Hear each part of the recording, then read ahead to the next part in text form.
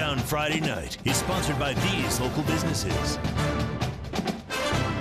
Hello, everybody, and welcome to Touchdown Friday Night, one of the largest high school football shows in Tennessee, North Carolina, Kentucky, and Virginia. I'm Kenny Hawkins, flying solo in the studio tonight because my tag team partner, Mackenzie Kane, has been playing speed racer and working at the track. She'll join us later in the show to bring us up to speed on all of the racing. But first, we get this party started with the Southern Pools and Spas Top Tackle of the Night.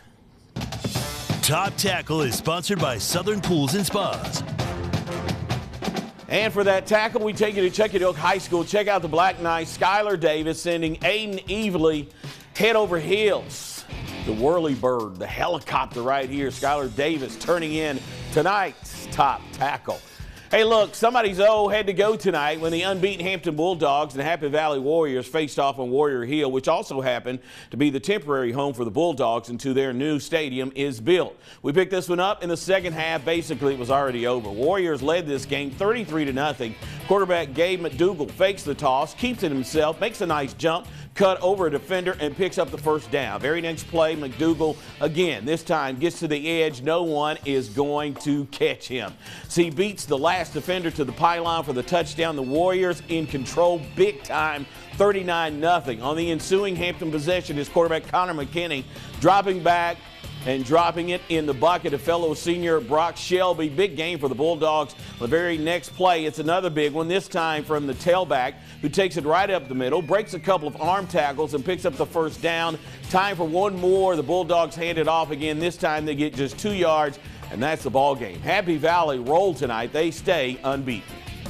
Oh, man, I couldn't be more proud. This is a knockdown, drag out, year in, year out. It's a huge rivalry for us, and our guys were focused all week, had a great week of preparation. Our assistant coaches, man, we had these guys tuned in. They were ready to go tonight, and they just come out and they played hard, and they played for each other.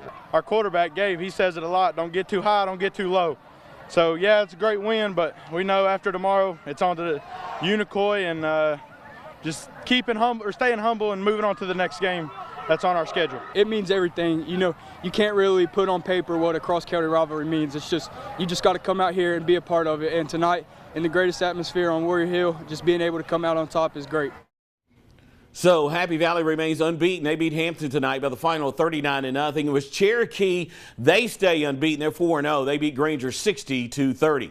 Here come the Wildcats, number 6 in the state, taking on 11th ranked DB tonight. Cats driving early, but it's a fumble plucked out of the air by the Indians. That's the good news. Bad news is they're pinned deep in their own territory. The Oak Ridge defense rises to the occasion, stopping Luke Lundy in the end zone for the safety. 2-0 home team. It became 9-0 when big Damian Porter busts his way for 6 points.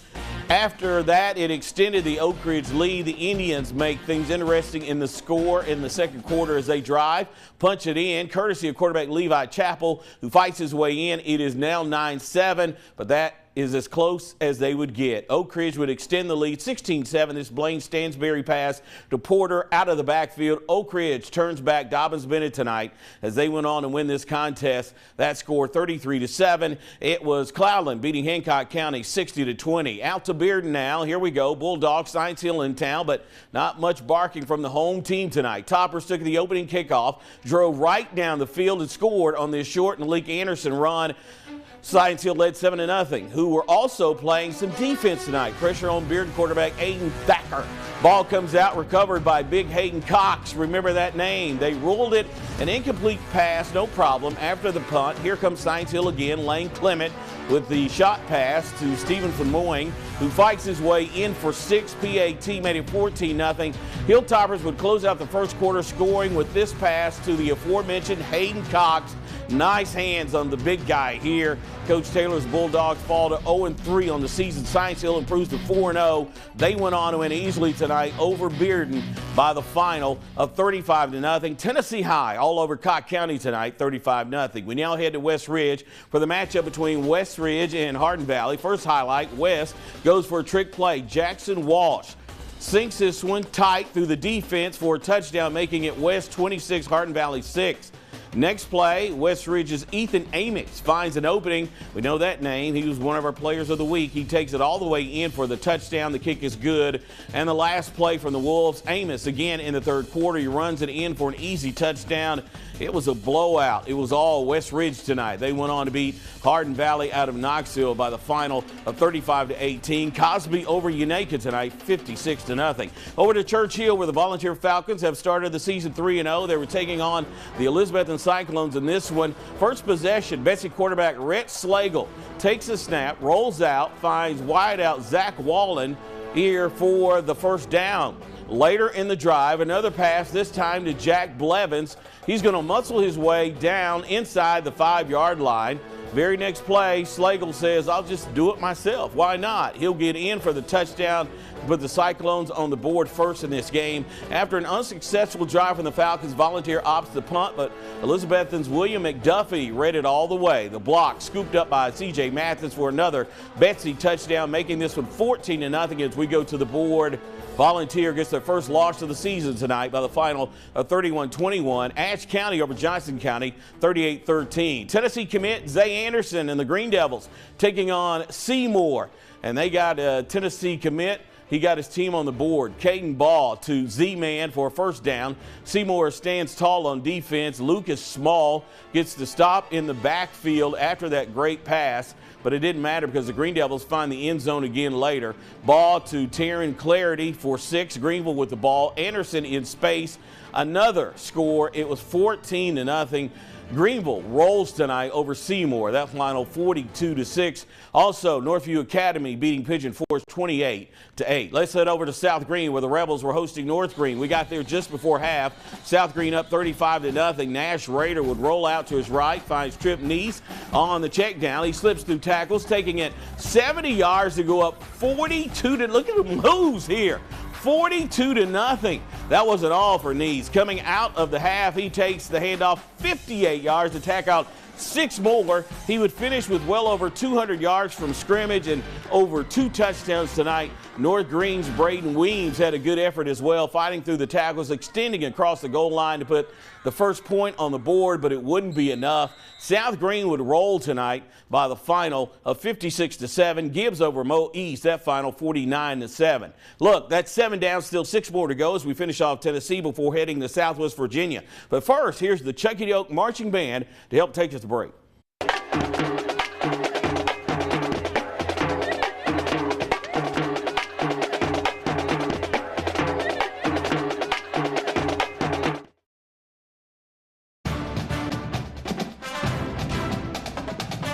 Touchdown Friday Night is sponsored by these local businesses.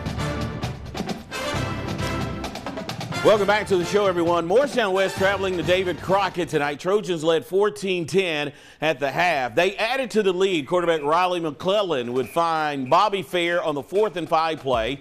He breaks tackle, scores. Trojans led 21-10. Crockett answers. A.J. Wynn is going to find Zeke Sloan for the touchdown. The 2-point conversion was also good. That was the longest touchdown in the world. 2-point conversion is also good. That made it 21-16. Fourth quarter, the Pioneers take the lead for good. Sam Casey over the right side of the line into the end zone for the score. Crockett has won 2 in a row as we go to the board thanks to a 29-27 win over Mo West tonight. It was Fulton losing to Gatlinburg-Pittman 50-18. The Daniel Boone Trailblazers hosted the Smoky Bears, the defending national champions. Just the second play of the game, and the defending state champions were rolling already. Junior quarterback Cooper Newman, keep an eye on this guy. Swings it out to senior wide receiver Bryson Hedrick on the bubble screen, and there he goes. Puts the juke move on the Blazers defender and eventually gets pushed out of bounds at the 20-yard line. Next play, Newman drops back. Newman reads the D, zips it in to his receiver Wyatt Maples for the score. The Bears up 7-0. After 3 and out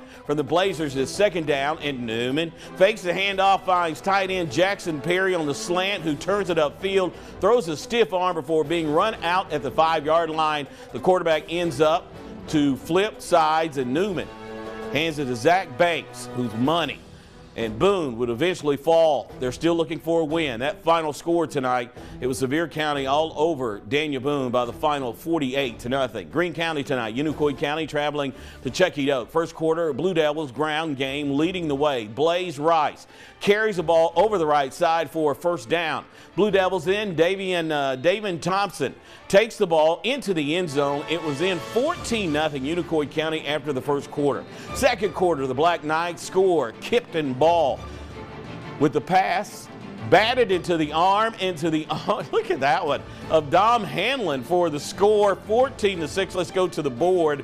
That looked like maybe a play of the week. Looks like this. It was Unicoi County winning by the final 49-28. Let's head over to West Greene where the Buffaloes were taking on Providence Academy. A block punt, but West Greene up 7-0. Providence responded with this deep ball from Cam Blanton to Nash Martinez, who goes over the defender looking like Randy Moss to haul it in. A few drives later, Providence is in the red zone. Blanton calls his own number, running it in. It was 14-7. Still in the first quarter, Blanton dials up another deep ball. This time he finds older brother Cole in double coverage, who sneaks his foot right in the corner of the end zone. Toe tap. Doesn't get any better than that. Let's go to the scoreboard. It looks like this. That final tonight, Providence Academy beating West Greene 48-27. Eagleton Royals are in town to face the Sullivan East Patriots. It was 23-13 Eagleton at the half. But in the second half, the Royals are taking over. Colton Retaliation has a relationship with the football tonight as he's having his way, dodging defenders before he finally reaches the end zone after going over 50 yards. Fourth quarter now, Eagleton is scoring position as they go back to Retaliation, who finds the gap and the end zone again to make it 44-13. Patriots are trailing late, but quarterback Peyton Lingerfeld finds a wide open Blue Prophet for the touchdown to make it 44-20.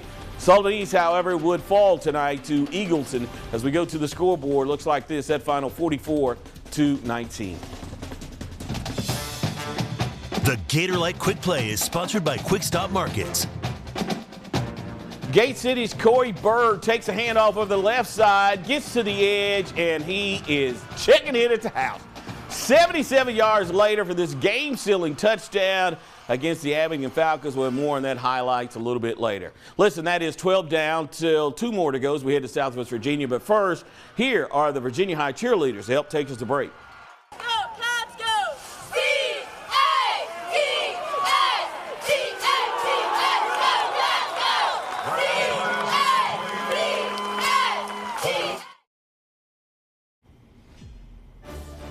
Welcome back to the show. Back on the field, we take you Virginia High. The Bearcats wearing special jerseys to honor veterans, taking on George Wythe, the Maroons. In the first quarter, the Bearcats, Dion Graham. He's also been one of our players of the week this year. Finds an open Jacob Rhodes, who gets by a man, takes off down the sideline. Nobody can catch him as he goes flying into the end zone for the first touchdown of the game. He had 70-plus yards after that catch. Now G-Dub has his quarterback Isaac Smith, throws to Ashton Krieger, who bobbles it, somehow comes down with the ball for a first down, but the Maroons can't capitalize. Still in the first, Graham hands it off to Caden Lewis, who powers his way through the middle and past the goal line to extend the Bearcats lead to 14 as we go to the board. Virginia High continues to roll. They went on to win tonight 40-10, and it was Ridgeview over Wythe Central 48-14. Staying on the Virginia side of the line, Gate City played host to the Abingdon Falcons. We pick it up here in the third quarter. Blue Devils up 14-3. Quarterback Eli Brooks drops back, finds his tight end Aiden Woods for a big gain on first down. Same drive, Brooks finds Judge Dillo in the back of the end zone and is justice for all. Shakes off the field goal for a touchdown. Falcons closing in on the Devils right here. This one was a great game. As we go to the scoreboard, it would come out look like this. Gate City beating Abingdon tonight 28-17. Other scores, Richlands over Lehigh 42-14. It was Lebanon beating Marion 53-22. Grayson County over Tazewell 45-3. Giles 52-6 over Grundy. Northwood winning 32-22. Chehowee over Narrows 27-0. Riverview beating Hurley 42-17. Bland County and Twin Valley. Bland County 42-28. Eastside 36-35 over Rural Retreat. Patrick Henry, J.I. Burton. Patrick won 15-8. Honecker losing to Ryco 48-28. And also, it was Thomas Walker over Lincamp, Kentucky, or should I say the other way around, 34-14. Twin Springs winning 51-14. That'll do it for our high school football coverage. NASCAR coverage is next. But if there's a highlight or a game you missed, then please log on to our website, WJHL.com, shortly after the show. We'll be back in a moment. Head to the track with Mackenzie Kane.